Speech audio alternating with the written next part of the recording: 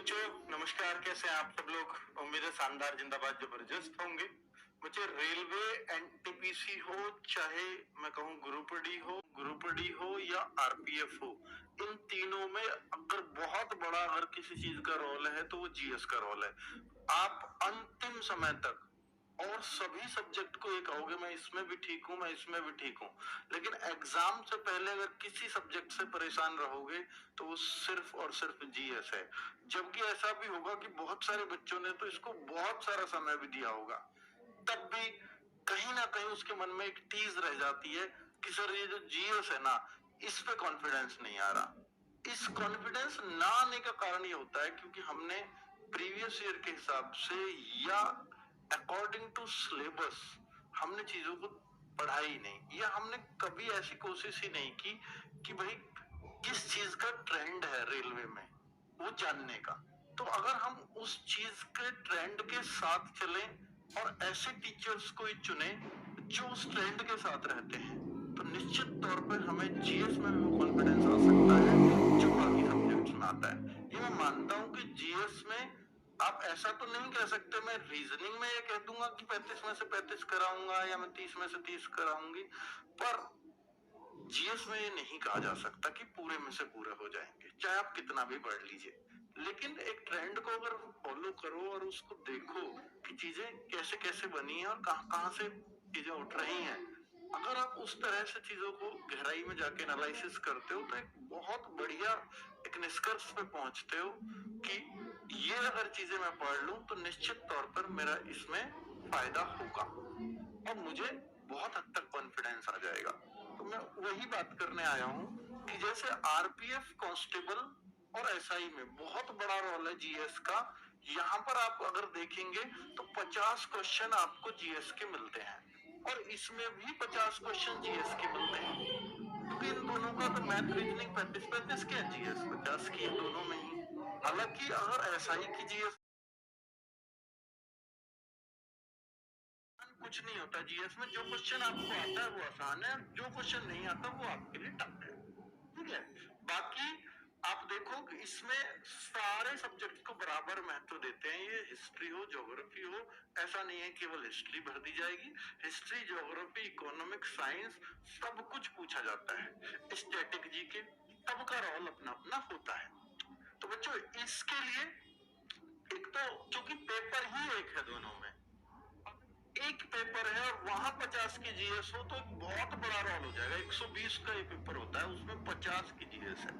ठीक है, तो अगर मैं यहाँ देखूं एनटीपीसी, तो एनटीपीसी में भी जीएस का रोल अगर आप देखते हो तो यहाँ भी, क्योंकि मैथ, रीजनिंग, जीएस तीन चीजें ही आती हैं, तो 35 क्वेश्चन यहाँ और सीबीटी 1 में भी 35 और सीबीटी 2 में भी 35 क्वेश्चन।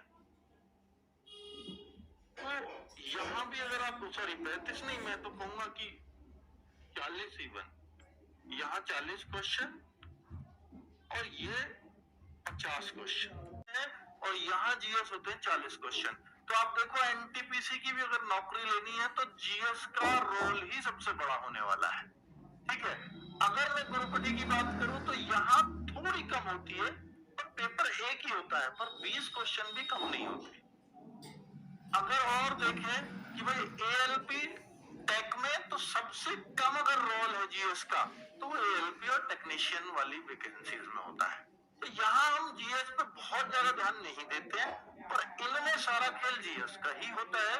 तो इसलिए हमने सोचा कि जीएस के बच्चों को वो टॉपिक बता दिए जाए कि यार जिनसे बच्चों को ये पता लगे कि यार ये टॉपिक्स पढ़ने ही होंगे उस सब्जेक्ट में, और उन टॉपिक्स को अगर फॉलो कर लिया तो निश्चित तौर पर जीएस में भी कॉन्फिडेंस हमारा बूस्ट अप हो जाएगा।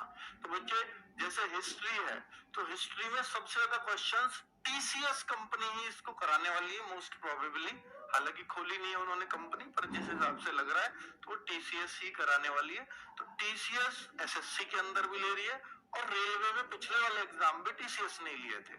तो आप उस ट्रेंड को अगर मैं देखूं, मैं दोनों जगह से एनालिसिस करवा के मैंने टीचर्स से ये बनवाया है, क्योंकि मैं तो इतना एनालिसिस कर भी नहीं पाऊंगा जीएस का, ये सच्चाई है। तो भाई हर सब्जेक्ट से हमने एक स्ट्रेटजी तैयार की कि भाई मिलकर के की स्ट्रेटजी बना लेते हैं, तो फिर जीएस के लिए क्या बेस्ट कर सकते हैं बच्चों के लिए। तो उससे निकल के आया कि हर सब्जेक्ट के बेस्ट टॉपिक्स जो सबसे ज्यादा पूछे गए, जहां से सबसे ज्यादा क्वेश्चंस बने, उनको बच्चों को करा दिया जाए। ठीक है, तो जैसे एक टॉपिक एक दिन में 2 घंटे की क्लास जाए, चाहे वो 1.5 की जाए, चाहे वो 1 की है, उस पूरे टॉपिक को कंप्लीट करा दिया जाए और उससे बनने हुए प्रीवियस ईयर क्वेश्चंस ले लिए जाए, थ्योरी प्लस क्वेश्चंस, ताकि वहां से अगर कोई आगे क्वेश्चन बने तो वो हर बच्चा उसे बना पाए। तो ऐसे आप हिस्ट्री के स्क्रीनशॉट ले सकते हो कि भैया कौन कौन से सबसे इंपॉर्टेंट टॉपिक रेलवे के लिए हिस्ट्री में रहने वाले हैं।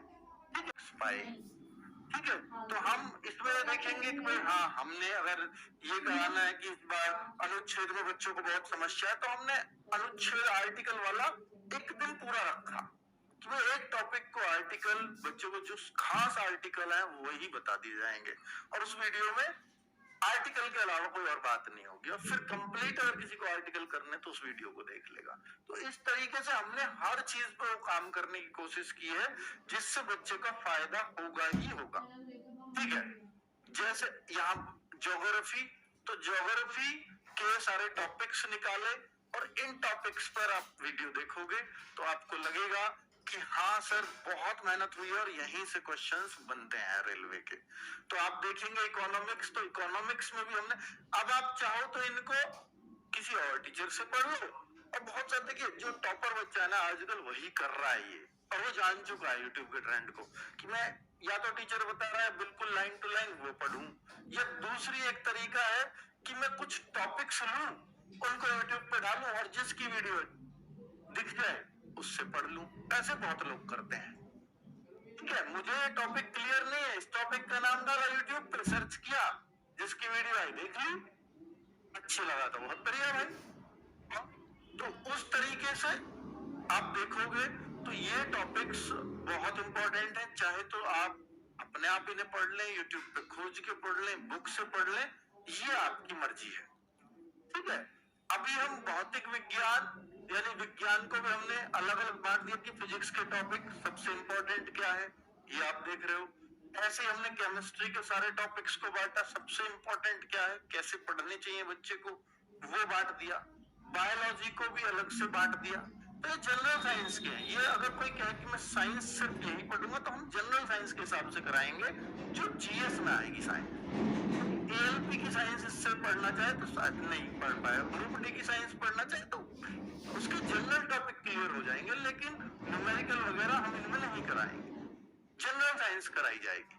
ठीक है, तो बच्चे ये सारी क्लासेस हमने सोचा, फिर क्योंकि ये टॉपिक्स हैं तो फिर इनको बच्चा सर्च कैसे करेगा या कहाँ से पढ़ेगा, कहाँ से ढूंढेगा। तो अगर ये ढूंढ सकते हैं बुक से तो बुक से कर लें, अगर ढूंढ सकते हो यूट्यूब पे इन टॉपिक को डाल के तो यूट्यूब की वीडियो देख लें, और अगर कहीं भी कुछ नहीं करना, मुझे तो RWS ही चाहिए और ये टॉपिक फ्रेश चाहिए, तो भाई बिल्कुल एक एक टॉपिक इस वंदे भारत सीरीज में पढ़ाया जाएगा। इसी YouTube चैनल पे क्लास रहेंगी, फ्री ऑफ कॉस्ट रहेंगी। और बच्चे, चूंकि आरपीएफ का एसआई का एग्जाम है सबसे पहले 2 दिसंबर का इनमें से, जिसमें जीएस का बहुत बड़ा रोल होगा, तो उससे पहले खत्म हो जाए सारे टॉपिक्स, ये हमने ध्यान दिया। और ये केवल और केवल संडे में क्लास रहेंगी, केवल और केवल संडे में। और आप देखिए, आप अपने हिसाब से, मैं नहीं कहता आप इनमें लाइव ही आओ, आपको जब समय मिले उस हिसाब से देख लेना कि जैसे ज्योग्राफी की सुबह 8 बजे से हमारी क्लास चलेगी, इन्हीं टॉपिक्स बिल्कुल